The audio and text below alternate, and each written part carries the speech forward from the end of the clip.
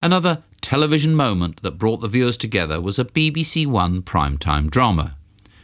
Rewarded by BAFTA, the series also attracted acres of praise in the press and became one of the most talked about must-see TV events of recent years. It was all somewhat elementary for the co-creator of Sherlock, Stephen Moffat.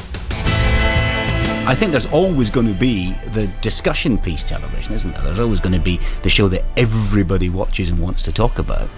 I mean, there's two things to an event television programme: is do loads and loads of people watch and talk about it, and do they all watch it at the same time? Well, do they? My daughter, she is only driven by the content. Mal Young. She couldn't tell me what a network is. She doesn't think about the difference between BBC One or BBC Four.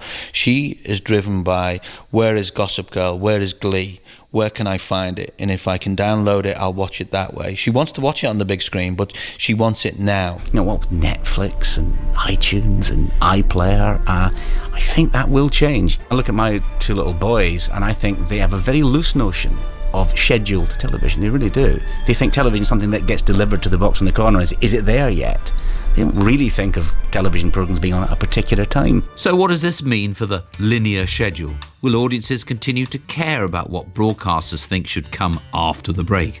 In theory, the ever-expanding TV marketplace is good for programme makers. But what are the practicalities of selling to what's known in the trade as narrowcasters? You know, everyone's risk averse, particularly in the UK. No one wants to say yes or no in the UK. I've found commissioners tend to go for the maybe, which is safer, because if they say yes, oh God forbid, they've got to make the show then, and what if it's a failure, and oh my God, what if I lose my job? And if they say no, they might be rejecting the next biggest hit. So they tend to give you a maybe, which is prevarication.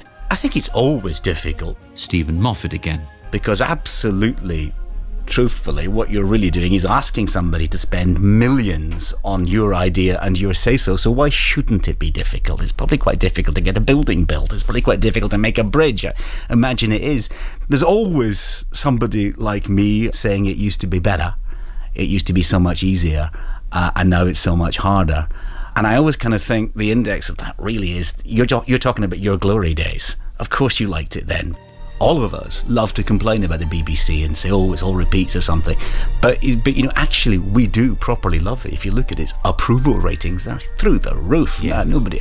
None of the vitriol that's showered on it has had any effect on what people think of it. I suppose the worry would be that I don't know how old your kids are. They're about 10 and 12. 10 and 12. Are they going to have the same affection for the BBC and an understanding of how important it is? But I think that the passion is based on something that's not sort of sentimental or mystical. It's a provider of great stuff.